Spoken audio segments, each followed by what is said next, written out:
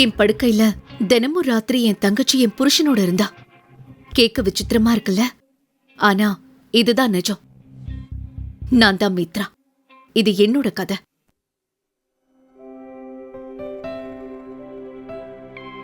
அன்னைக்கு ராத்திரி எங்களோட கல்யாண நாள். ஆனா என் ஹஸ்பண்ட் ராகவ் இன்னும் வீட்டுக்கு வரல.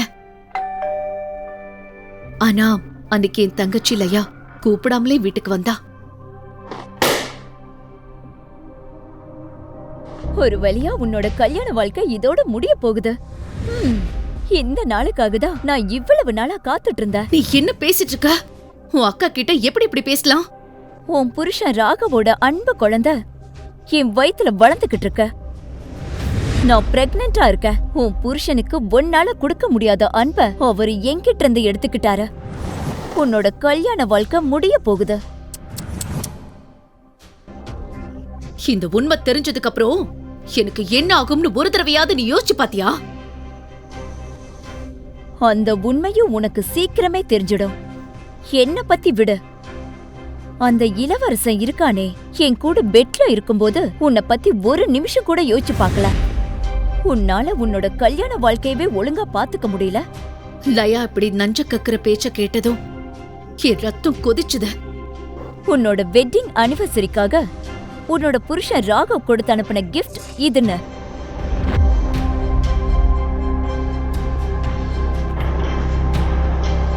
அந்த பேப்பர்ஸ பார்த்ததும் என் காலுக்கு கீழே இருந்த தரையை நழுவுற மாதிரி ஆயிடுச்சு.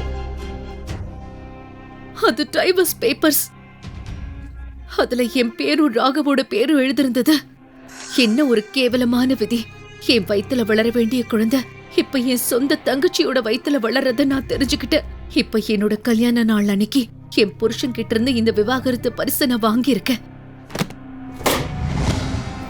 உன்னை இந்த நிலைமையில பார்க்கும் போதெல்லாம் எனக்கு வெறுப்பும் அசிங்கமும் தான் வருது. உன்னை கல்யாணம் பண்ணிக்கிட்டதுக்கு நான் ரொம்ப வருத்தப்படுறேன்.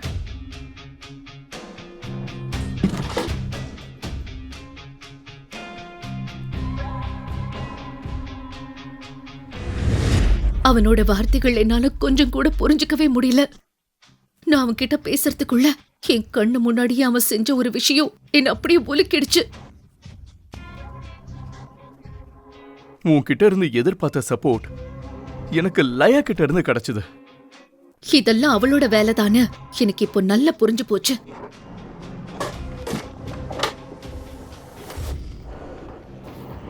அத்தை, ப்ளீஸ் அவருக்கு கொஞ்சம் எடுத்து சொல்லுங்க. இதெல்லாம் எப்படி நடக்குதுன்னே எனக்கு தெரியல. ஆனா என் மேல உங்களுக்கு நம்பிக்கை இருக்குதானே? நான் என் உறவுக்கு எவ்வளவு மதிப்பு கொடுப்பேன்னு உங்களுக்கே தெரியும். உனக்கு 4 வருஷத்துக்கு முன்னாடியே தெரியும் நீ என் மகனுக்கு சரிப்பட்டு வர மாட்டேன்னு. இன்னைக்கு வரைக்கும் உன்னால இந்த வீட்டுக்கு ஒரு வாரிசை கூட பெத்து கொடுக்க முடியல.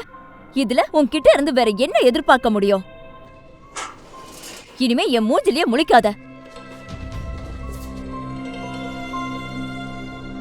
யாருமே என் பேச்ச கேட்காதப்போ எனக்கு ஒரே ஒரு வழிதான் தெரிஞ்சது. அது அப்பாவையும் அம்மாவையும் போய் பாக்குறதுதான். கடைசியில லயா எனக்கு என்ன பண்ணான்னு அவங்களுக்கும் தெரியணும்ல. அங்க போனதும் என்ன அப்படியே ஒலுக்கி போடுற மாதிரி ஒரு உண்மை என் முன்னாடி வந்து நின்னுது. நான் அங்க போறதுக்கு முன்னாடியே லயா அங்க வந்துட்டா. இங்க பாரு மித்ரா, லயா உன் ஹஸ்பண்ட் ராகவ லவ் பண்றா. நாம இளவரசனுக்கும் லயாவை பிடிச்சிருக்குன்னா அதுல என்ன தப்பு இருக்கு? அவரு ஏன் புருஷன் லயா? ஆசைப்பட்டு அடம் பிடிச்சு வாங்கறதுக்கு அவர் ஒன்னும் பொம்மை இல்ல. சின்ன வயசுல இருந்தே நீங்க இதே தானே பண்ணிக்கிட்டு இருக்கீங்க. நானும் உங்க பொண்ணு தானே. அம்மா ப்ளீஸ் ஏதாச்சும் சொல்லுமா. நான் உன்னை என் வயித்துல சுமக்கவே இல்ல. என் இஷ்டம் இல்லாம தான் நீ எங்க தலை மேல ஒரு பாரமா வந்து விழுந்த. இத கேட்டதுக்கு அப்புறம் நான் அமைதி ஆயிட்டேன். இவ்ளோ பெரிய உண்மை எனக்கு ஒரு பெரிய அதிர்ச்சியா இருந்தது. இப்ப என்கிட்ட பேசுறதுக்கு எதுவுமே இல்ல.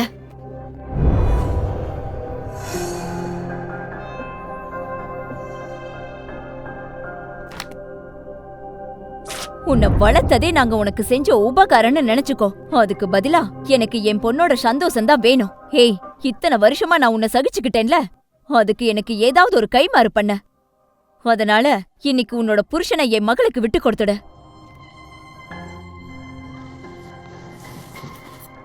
என் பெத்தவங்க எனக்கு ஏன் இப்படி ஒரு ஆழமான காயத்தை கொடுத்தாங்கன்னு எனக்கு தெரியல. என்ன அவ்வளவு பலவீனமானவன்னு நினைச்சிடாதீங்க. உங்க யாருக்கும் என்ன பத்தி கவலை இல்லைன்னா அதுவும் நல்லதுதான். ஆனா நம்ம ரிலேஷன்ஷிப்பை காப்பாத்த நான் என்னால முடிஞ்ச வரைக்கும் முயற்சி செய்வேன். இனிமே வீட்டு விஷயம் வீட்டுக்கு வெளியில போகும். அந்த அசிங்கம் எல்லார் மூஞ்சிலையும் கரிய பூச போகுது. என்னோட டைவர்ஸ் கேஸ் கோர்ட்டுக்கு போகும்.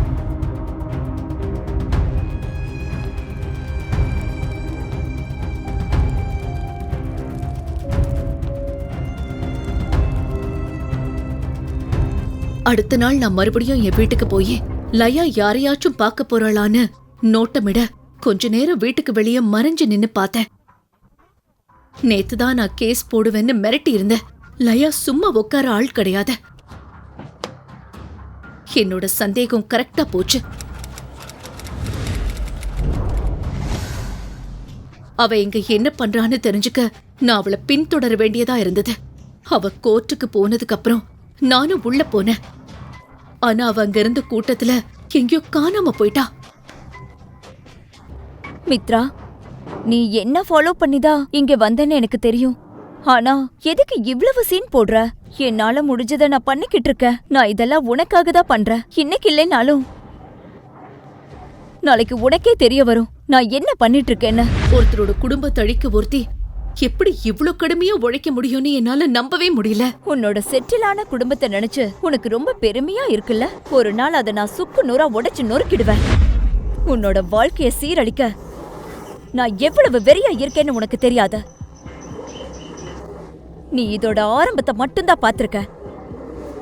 இன்னும் பார்க்க வேண்டியது நிறைய இருக்கு. மித்ராக்கா,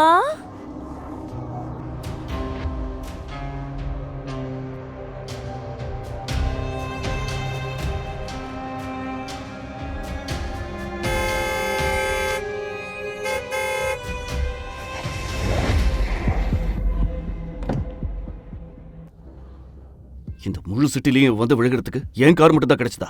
நான் எவ்வளவு நேரமா ஹார்ன் அடிச்சிட்டு இருக்கேன். இந்த பையன் வேற யாரும் இல்ல, ஆதர்ஷ். கொஞ்ச வருஷத்துக்கு முன்னாடி என்ன உருகி உருகி லவ் பண்ண அதே ஆதர்ஷ் தான். ஆனா ஆதர்ஷோட வார்த்தைகள் என் காதுல விழுந்த மாதிரி இருந்தது. மித்ரா, நீ எங்க தொலைச்சு போயிட்ட? அப்புறம் உன்னோட நிலைமைய ஏன் இப்படி ஆக்கி வச்சிருக்க?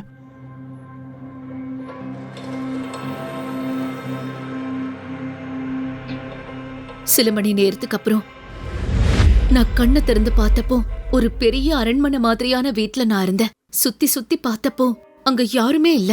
இத கேட்டு நான் அவனோட முகத்தை பார்த்தப்போதான் பழைய சம்பவங்கள் எல்லாம் எனக்கு ஞாபகம் வந்தது. நீ புண்ணியம் பண்ணிருக்க. அதான் என் கண்ணுல பட்ட. இல்லனா உனக்கு என்ன ஆகிருக்குன்னு எனக்கே தெரியாது.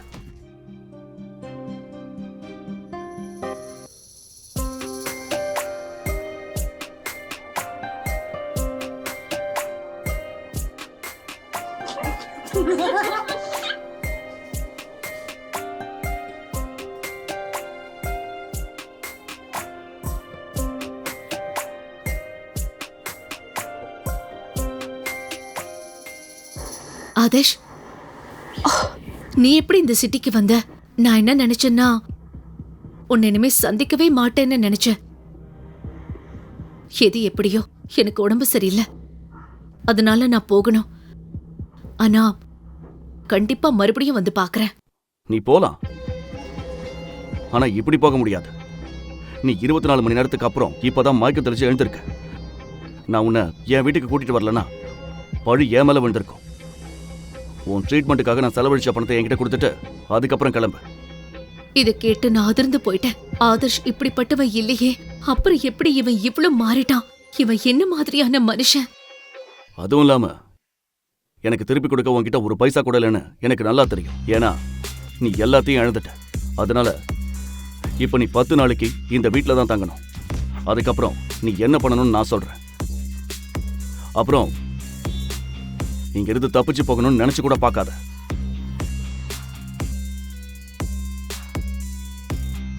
அப்படின்னு யோசிக்க ஆரம்பிச்சேன். இதை கேட்டு நான் அப்படியே ஷாக் ஆயிட்டேன். என்கிட்ட நிஜமா சுத்தமா பணமே இல்ல. ஏன்னா நான் எதையுமே யோசிக்காம வீட்டை விட்டு வெளியே வந்துட்டேன். நான் வீட்டை விட்டு வெளியே வந்துட்டேன்னு தான் நினைச்சேன். ஆனா ஆதர்ஷ்க்கு இதெல்லாம் எப்படி தெரிஞ்சதுன்னு நினைச்சு எனக்கு ஆச்சரியமா இருந்தது. அந்த பொண்ணு இங்கதான் இருக்கா. அவ பாக்குறதுக்கு அப்படியே நேகா மாதிரி இருக்கான்னு எனக்கு தெரியும். அதனால தான் அவளை இங்கே வச்சிருக்கேன். ம். எனக்கு அந்த நேஹா யாருன்னே தெரியாது. நான் ஏன் நேகா மாதிரி இருக்கணும் எனக்கு புரியல.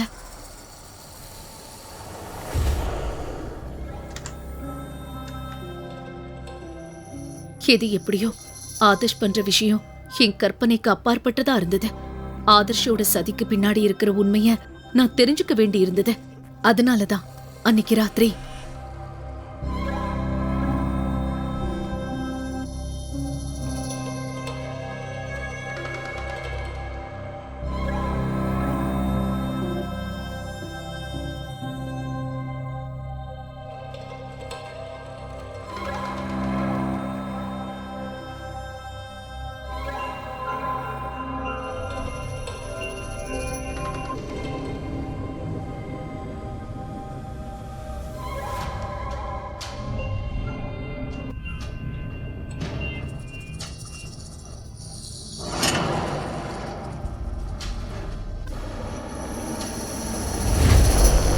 அங்க போறதுக்கு தடை விதிக்கப்பட்டிருக்கு. ஆதர்ஷ் சார் அங்க போகக்கூடாதுன்னு சொல்லியிருக்காரு.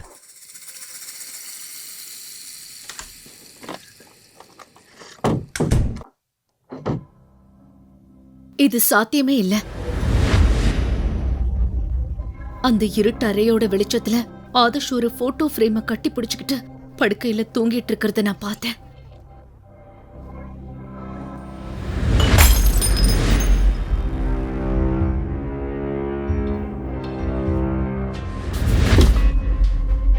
என் ரூம்குள்ள நுழைய உனக்கு எவ்வளவு தைரியம்?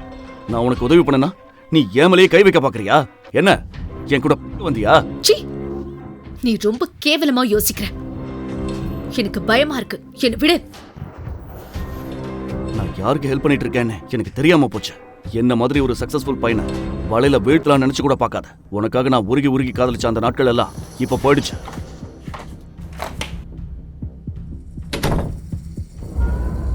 நான் எங்க வந்து மாட்டிக்கிட்டேன்?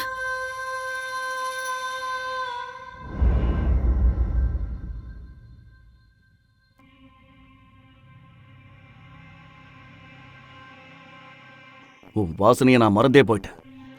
எது எப்படியோ உன்னோட மெடிக்கல் ட்ரீட்மெண்ட்டுக்காக நான் செலவு பண்ண பணத்தை எப்படி செட்டில் பண்ணணும்னு நான் உனக்கு இன்னைக்கு சொல்றேன். இதை கேட்டு நான் பயந்துட்டேன். அவன் என்னை வச்சு என்ன பண்ண போறான்னு எனக்கு தெரியல. ஆதர்ஷ் கிட்ட நான் இங்கிருந்து போகணும்னு சொல்றதுக்கு கூட எனக்கு தைரியம் இல்ல.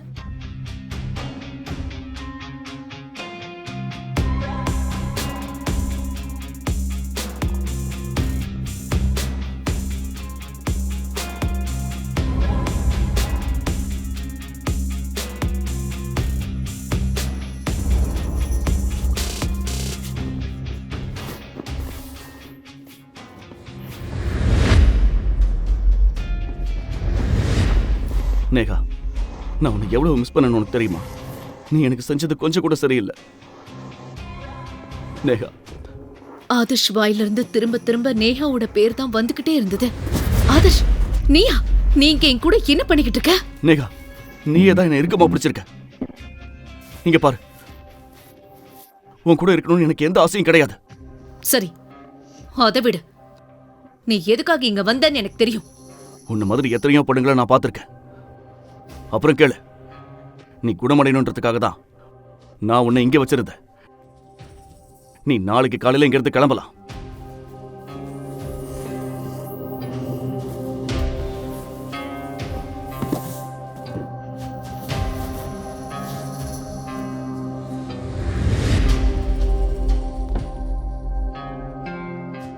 நான் உள்ளுக்குள்ள அப்படியே உடைஞ்சு போயிருந்தேன். கடந்த சில நாட்கள்ல என் சொந்த தங்கச்சியை என்கிட்ட இருந்து என் புருஷனை பறிச்சுக்கிட்டா. என் அம்மாவும் அப்பாவும் என்கிட்ட இருந்து அவங்களோட மகளா இருக்கிற உண்மையை பறிச்சுக்கிட்டாங்க. மித்ரா, உன்னை வந்து காப்பாத்த இங்க யாரும் வரமாட்டாங்க. இங்க எந்த ஒரு அதிசயமும் நடக்க போறது இல்ல. உன்னோட போராட்டத்தை நீயா தனியா நின்னுதான் போராடணும். உன்னோட உரிமையை நீதான் மீட்டெடுக்கணும். போதும், இதோட எல்லாம் முடிஞ்சது.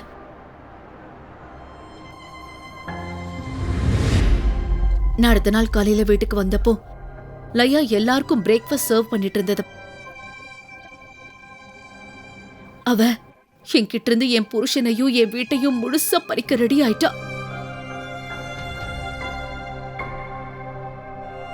இந்த உறவு ஏன் உடையணும்னு என்னை விட உனக்கு நல்லாவே தெரியும். ச்சே, உனக்கு கொஞ்சம் கூட வெக்கமாவே இல்லையா? கல்யாணமான ஒரு பொண்ணா இருந்தும் நீ வேற ஒருத்தன் கூட ஜாலியா சுத்திக்கிட்டு இருக்க. அதாவது நீ நைட்டு லேட்டா வரும்போதெல்லாம் ஆபீஸ் வேலைன்னு பொய் சொல்லி ஏமாத்திருக்க.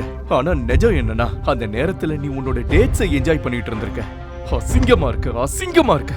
நைட்டு நீ எங்கெங்கெல்லாம் சுத்திட்டு அதுக்கப்புறம் நீ இந்த வீட்டுக்குள்ள வந்ததை நினைச்சாலே எனக்கு அருவருப்பா இருக்கு.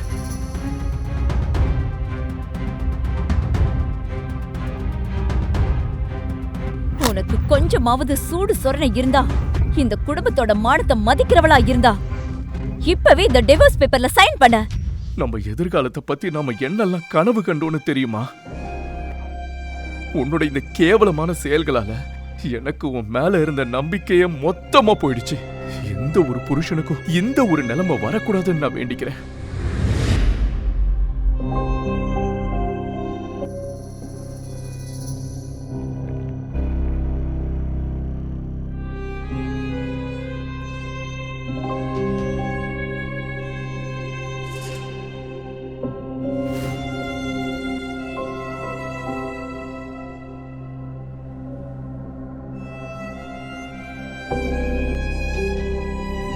என்னோட பர்சனல் லைஃப்ல வந்த இந்த பேரழிவுக்கு முன்னாடி உலகத்தோட மத்த எல்லா கவலைகளும் எனக்கு ரொம்ப சின்னதா தெரிஞ்சது.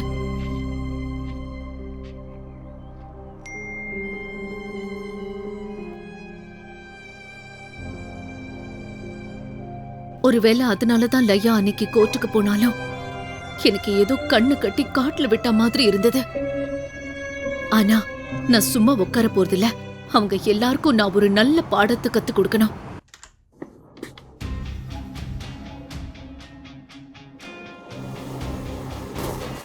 நான் உனக்கு கண்டிப்பா ஹெல்ப் பண்றேன் மித்ரா. ஆனா அதுக்கு நீ என்ன ரகசியமா கல்யாணம் பண்ணிக்கணும். ஒரு கல்யாணம், அதுல நம்ம 2 பேரும் புருஷன் பொண்டாட்டி மாதிரி தான் வாழ்வோம். ஆனா அது வெளியே யாருக்கும் தெரியாது. அப்புறம் இந்த கல்யாணத்துல என்னென்ன நடக்கணும்ன்ற கண்டிஷன்ஸ் எல்லாம் இதுல எழுதியிருக்கு. இதுல என்ன எழுதிருக்கு? இவ்வளவு கேவலமான கண்டிஷன்ஸா? ஒரு பொண்ணால எப்படி இப்படிப்பட்ட விஷயங்கள் எல்லாத்தையும் செய்ய முடியும்?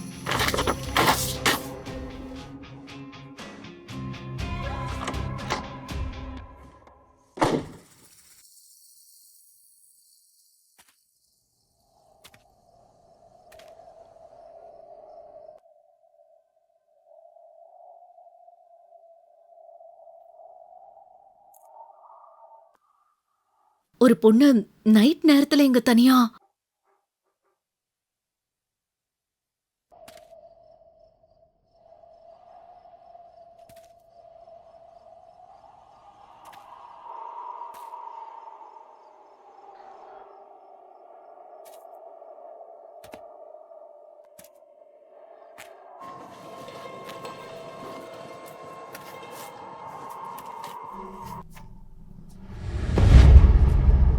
எக்ஸ்கியூஸ் மீ, நீங்க யாரு? அப்புறம் இங்க என்ன பண்ணிட்டு இருக்கீங்க?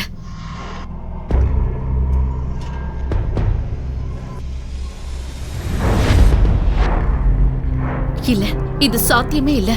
இத்தனை வருஷத்துக்கு அப்புறம் என் கடந்த காலம் எப்படி இப்படி வந்து முன்னாடி நிக்கும்? இது எப்படி சாத்தியம்?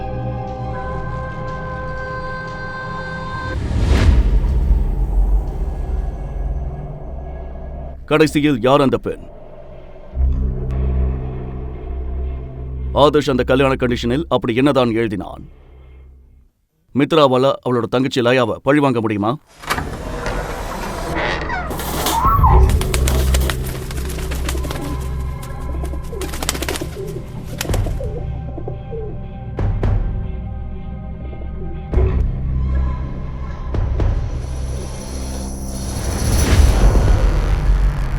ஆதர்ஷ் ஏன் மித்ராக்கு இப்படி பண்றான்?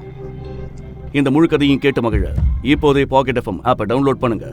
லிங்க் டிஸ்கிரிப்ஷனில் கொடுக்கப்பட்டுள்ளது.